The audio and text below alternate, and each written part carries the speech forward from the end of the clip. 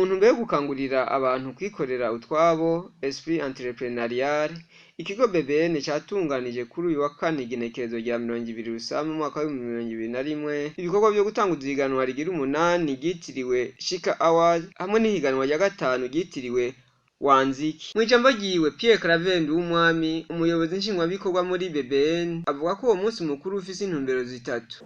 Uno munsi igikorwa twatunganije birimwo intumbero zitatu.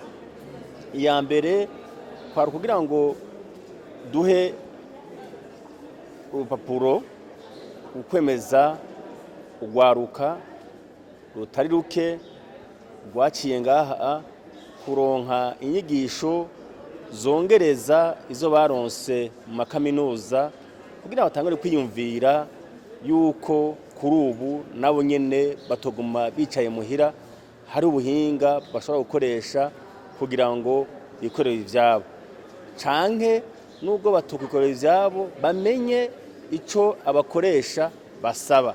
Abo rero bwa gatatu tubigisha uwa mugwi wa gatatu mu mwaka, kandi twari kugurura uyindi abandi boza. Intembere ya kabiri, murazi neza yuko ngira ngo barabizi, haraho icyo twita shika ni higanwa yuko ugwaruka abo benshi biyumvira gutangura ivyabo, bakeneye ubashigikira, bakeneye ubafata ukuboko, bakeneye inyigisho, bakeneye ubumenyi.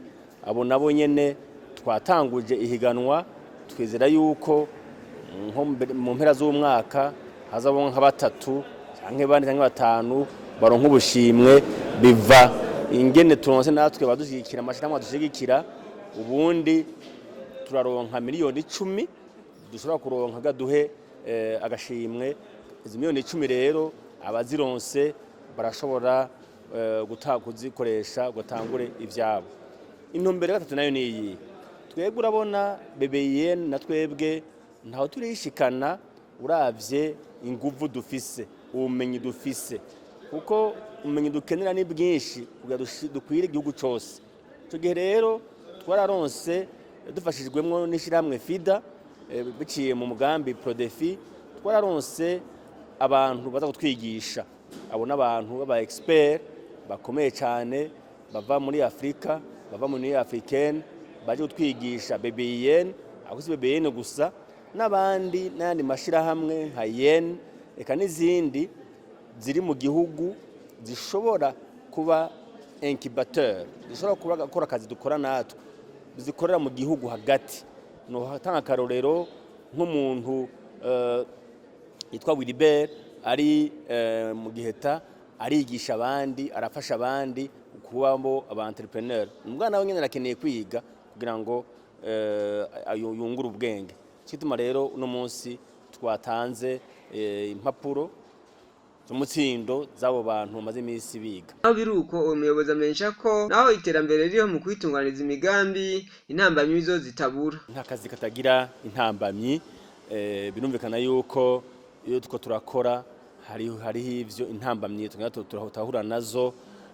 Ubwa mbere hoho nk'ivyo twashaka kwigisha ni vyinshi, n'ababizi si bake, mugabo uravye uburyo bw'ugwaruka iyo tutararonse ababarihira nk'amaprograme nababwiye ya Prodefi biragorana.